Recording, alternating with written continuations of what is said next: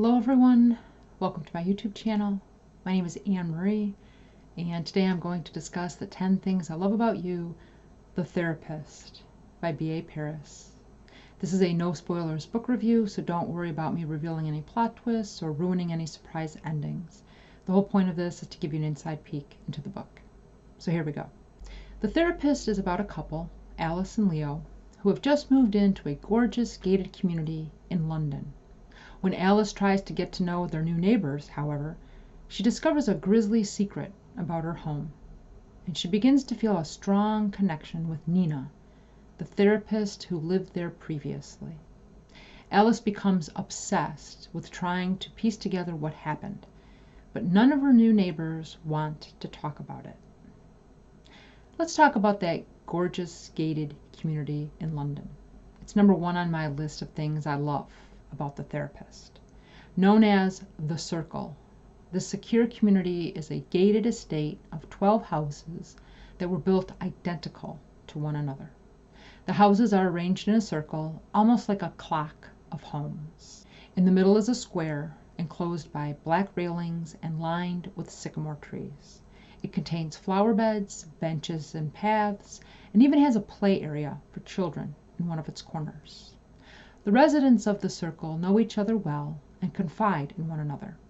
These are the kind of people who do yoga and play tennis and golf together.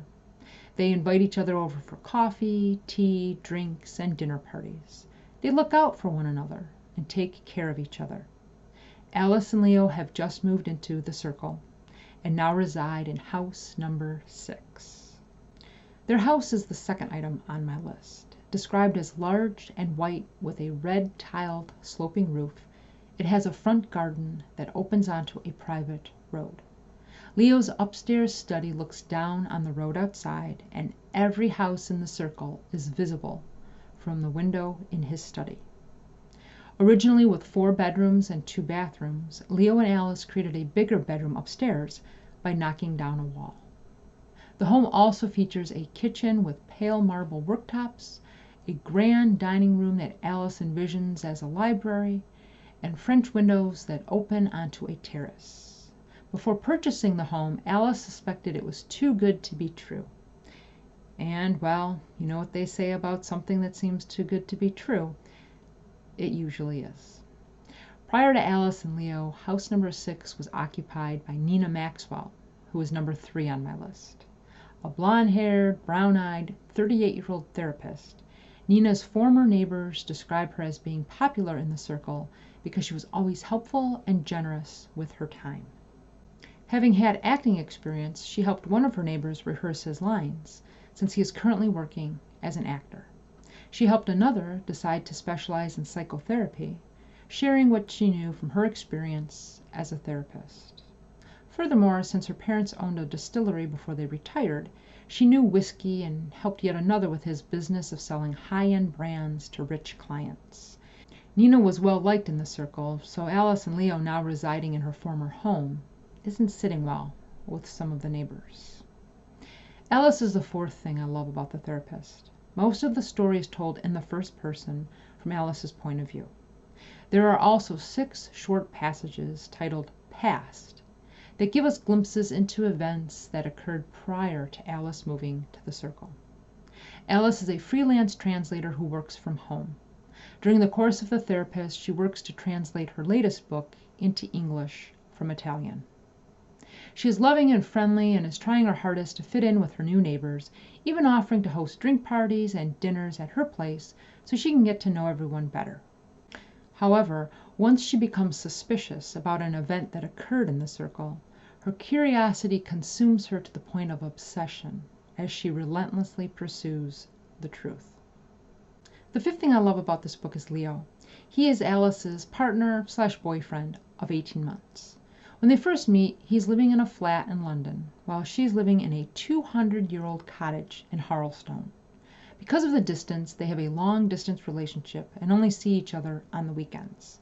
When they decide they want to see more of each other, he sells his flat in London, she rents out her cottage in Harlestone, and they decide to live together in the house in the circle near Finsbury Park. He likes the circle because he feels it's a secure environment. While Alice is excited to meet all her new neighbors and wants to invite them to dinner parties to get to know them better, Leo is more reserved. He's a private person who wants to take things slow with the new neighbors. Unfortunately for Alice, Leo's job as a risk management consultant requires him to do a lot of traveling around the United Kingdom, so Alice is alone in the house several nights a week. Luckily, Alice has become friends with Eve, who is number 6 on my list. Eve is Alice's neighbor who lives in house number 5 with her husband, Will. Described as warm and caring, she's also comforting and empathetic. She understands it's not easy moving into the circle, because everyone already knows everyone else. She was the newcomer 18 months ago when she and her husband Will moved there. So she understands Alice's struggle to fit in with everyone else. Eve blogs about beauty products for a living, so she's able to work from home. When Alice doesn't feel comfortable sleeping alone in the house when Leo is out of town for work, Eve opens her home to Alice and allows her to stay there. Number 7 on my list are Edward and Lorna, who are an elderly couple who live at house number 7. Jumpy is a good word to describe them. Near recluses, they get everything delivered to their home, including their clothes. In chapter 8, Eve tells Alice that Edward and Lorna had a son who was killed in Iraq. They moved to the circle 3 years ago. Initially, they wanted to live in London because they would love going to the theater and visiting museums.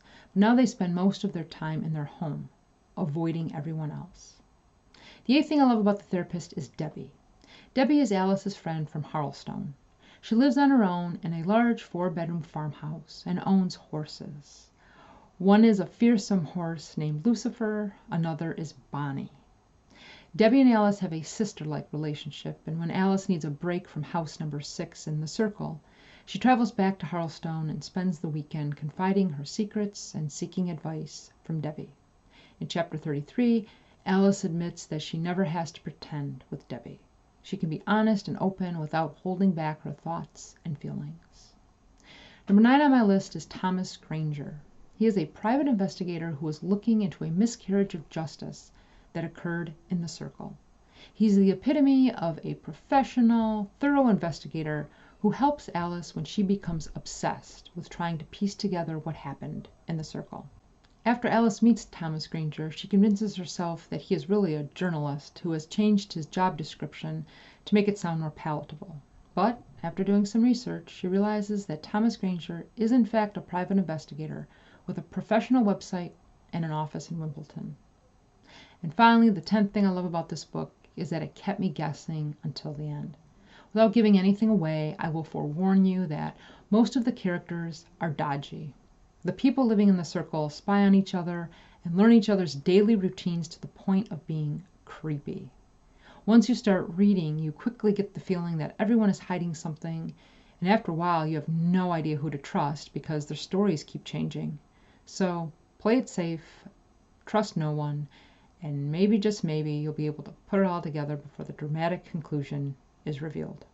If you've read the book and would like to add to my list of things to love, feel free to do so in the comments. Until next time, take care, be well, and happy reading.